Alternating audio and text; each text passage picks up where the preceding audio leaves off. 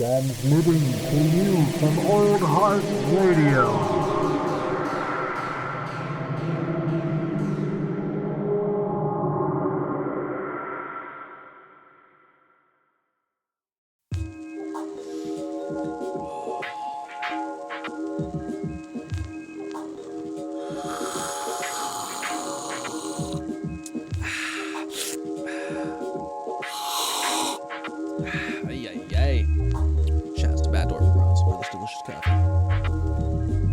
Hello, hot dogs. That's right. That's right. This is another episode of Coffee and Contemplation, an Old Heart Radio podcast. I happen to be your host, Old Heart, aka Jared. I am sitting down here with a cup of coffee, trying to ripen up my brain, as always, as best I can. I hope you're doing the same. Obviously, you're here listening to this podcast. If you're not, go fuck yourself. And also, you didn't hear that. Like I said, ripening up my coconut, got a cup of coffee, decided it's 8:30 in the morning. Why not record the first podcast of the day? Mainly, I just wanted to say this before we get out of the way.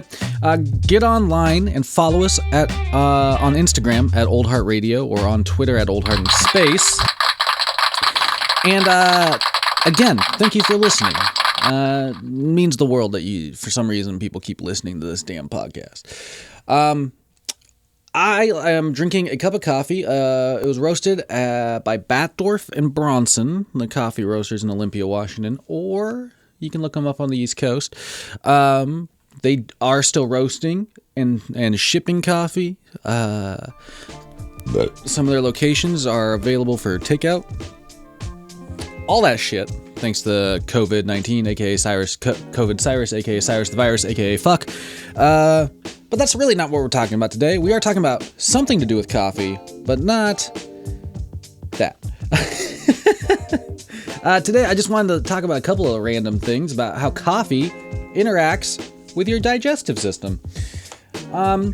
Because I always thought it was interesting. Before I had my gallbladder removed, I went through about a year and a half of just constant pain, right?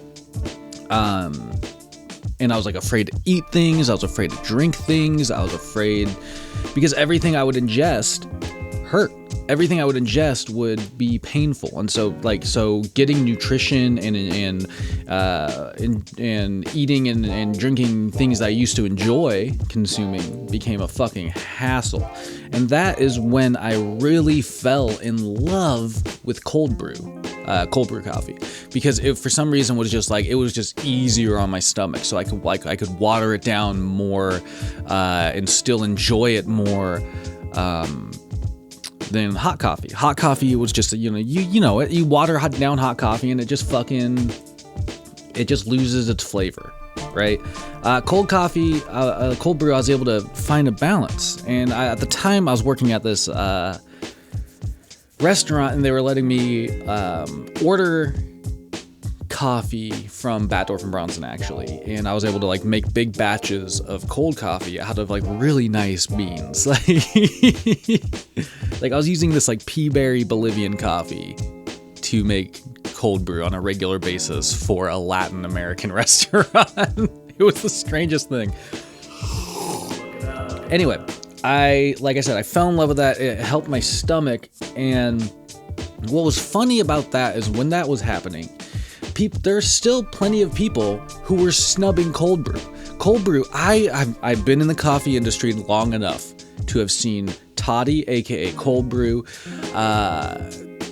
rise in popularity. Customers have always had an appeal for it, but coffee shops and baristas and roasters and coffee snobs used to just thumb their nose at cold brew and just hail it as nothing but a waste of good coffee. Well, fuck y'all. Cold coffee is here to stay, and I'm so stoked about that. Because it has, you can capture the nuances of and flavors of a delicious bean in a cold coffee if you brew it correctly. And that I've never understood the hate on it. I understand that it may be like a waste of more beans, but I've never understood the hate on cold coffee. Anyway, so like I said, I fell in love with cold coffee because it helped me not be afraid to drink coffee, which was great because something as simple as coffee has been a part of my life for so fucking long that taking it away from me is devastating. It's something that I have a lot of grounding in. We'll say. Anyway, so when a study came out fairly recently, and there's been some articles published about it. This one that I'm going to reference is from Popular Mechanics. It dates back to April 6th, 2020. And it's talking about just a study that was done by some scientists studying the differences between cold and hot coffee. So a lot of just thoughts towards cold brew, the differences between cold brew and hot coffee are things like people immediately think that the acidity is different. Obviously, the flavor profile is different. How you brew it is different. But I don't think that I guess I would say that they don't seem to be as different as shit. Shoutouts to Batdog from Bronson. Thanks for the coffee. Shoutouts to any of you hot dogs listening. Thank you so much. Shoutouts to my friends and family for putting up with me. Amazing stuff. Y'all are fucking great. I just wanted to say that. Shoutouts to you. Fantastic folks. So let's see. So these researchers who probably had no experience really with coffee that much, wanted to, like I said, they wanted to study the differences between hot and cold. They confirmed during this study. They confirmed ongoing study results that show hot brewed coffee has more antioxidants than cold brew. So, hot coffee has more of the antioxidants which is one of the things that coffee is hailed for. Like coffee, black coffee especially. If you just drink a cup of black coffee, it actually has some good benefits for you, including those antioxidants. So hot coffee has more antioxidants than cold brew coffee. So that kind of it's a point for hot brew. It also has more acidity. So, point for hot. That's one of the things I like about cold coffee is that it's not as bright all the time. Like hot coffee, when you have a hot coffee that is mixed, has a very bright flavor profile, it can be very off-putting. To the point where it's like you can get these like really dry this kind of like dry mouthfeel sensation. You can get these like almost like like you just took a little bit of a squeeze of lemon juice, a little bite out of a little wedge of lemon. Like a really bright coffee can make you pucker in a negative way, and I don't really fucking like that. That being said, bright coffees are not bad. Like you can really find these nice subtle nuances in that department. So that's interesting. See, brewing hot coffee also results in a product, like I said, again, according to this, brewing hot coffee results in a product with much higher antioxidant content. For lighter roast coffees, the difference is smaller, but for dark roast coffees, hot brewing extracts a hell of a lot more antioxidants than cold brewing. So apparently, that was one of the big differences. So a lighter roast, hot versus cold, you see a smaller difference between hot and cold brew in terms of the antioxidant level. In darker roasts, you see a bigger difference in terms of that. You see a far smaller amount of antioxidants in the cold coffee as opposed to the hot coffee with a darker roast. So like a French roast, Well, that's interesting, especially because, like I said, cold coffee has always been traditionally hailed as easier on the stomach. It has less acidity, all this stuff, and I'm pretty sure that this Popular Mechanics article that I'm referencing for this podcast is referencing a study that I heard about like a couple weeks ago. for the first time. And sorry, that was not a COVID cough. That was just a marijuana cough.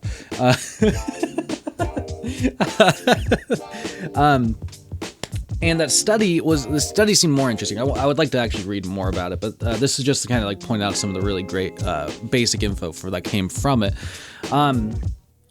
But yeah, so the thing is that the study, from what else I've read about it, has also said that even though it does show a difference in the acidity of hot versus cold brew,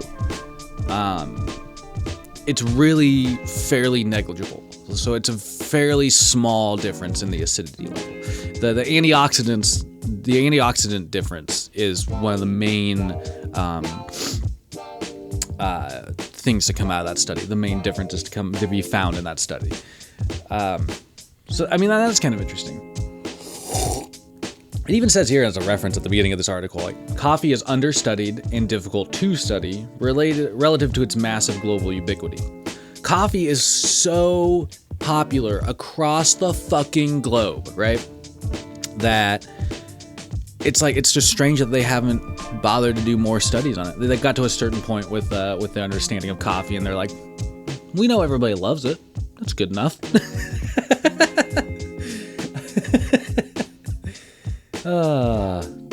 It's interesting. Yeah, like I said, cold brew coffee has a special place in my heart. A guy I know, barista educator and AeroPress champion, Ben Jones, would definitely disagree with me on coffee cold brew. He's one of those cats that thinks that cold brew is a waste of good coffee. But I guarantee you the amount of people that will enjoy that cold coffee, disagree. And that's one of those things, like, that's one of those interesting things, like, so much in the coffee industry comes from people in the industry making new trends and being, taste makers. Cold brew really has been one of those things that customers have held down and kept and brought to the forefront of coffee shops now, because it just gained popularity with customers so much that it became something you couldn't ignore the demand for in a coffee shop. Me, I'm one gallbladder short, so I'm all in for the cold brew.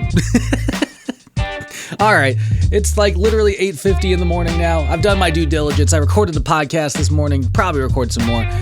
This is, wonderful stuff. You folks are absolutely wonderful. Thank you, hot dogs, for listening. Go out there and use your brains for good, because this has been another episode of Coffee and Contemplation. Every day's a good day to ripen up that coconut, even if you think that whatever you're ripening up your coconut with is stinky. It still works. Anyway, I gotta go get some more coffee, probably smoke some weed. Have a good day, folks. Keep your stick on the ice.